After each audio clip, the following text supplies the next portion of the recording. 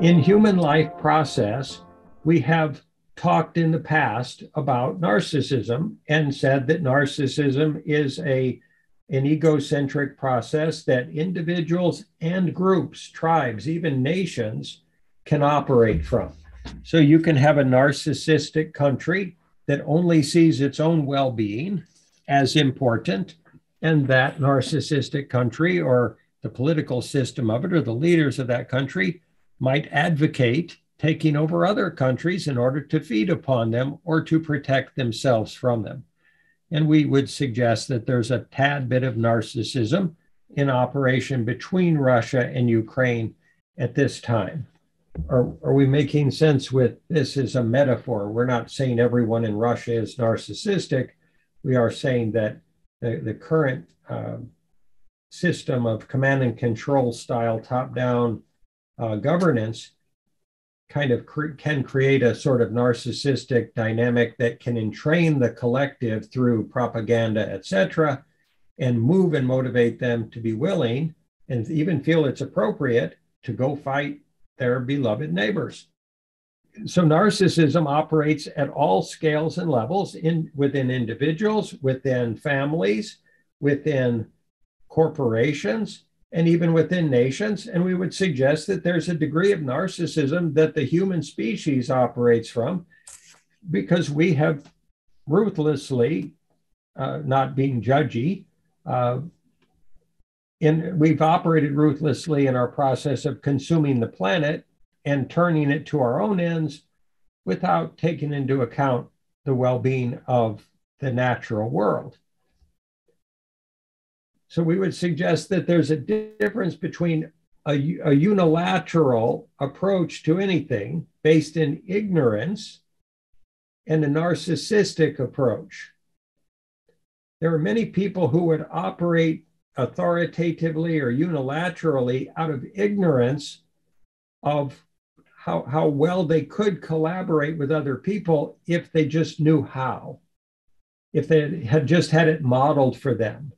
If they had just grown up that way and been conditioned to be more collaborative, they would.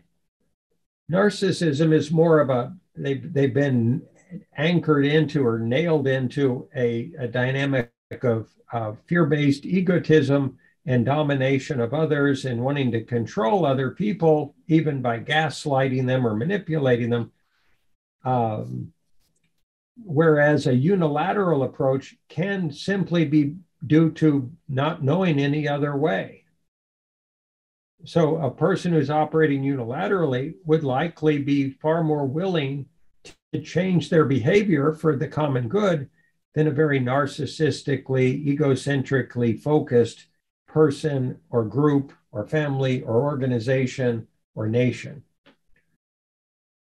This nuance is vital because it informs our messaging potentially as we meet different groups that would operate on if we say there's a scale of narcissism and that each nation is at its own point on the spectrum, each corporation is on its own point in the spectrum of narcissistic dynamics, and each is also at its own point in the spectrum unilaterally ignorant of something that's really important for them to understand.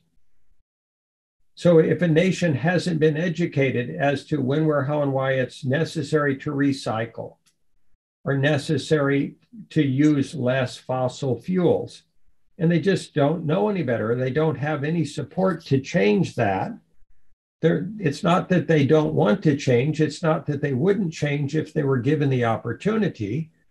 They're just lacking a system, a model, facilitation, and education, and support for their process of transformation. Are these nuances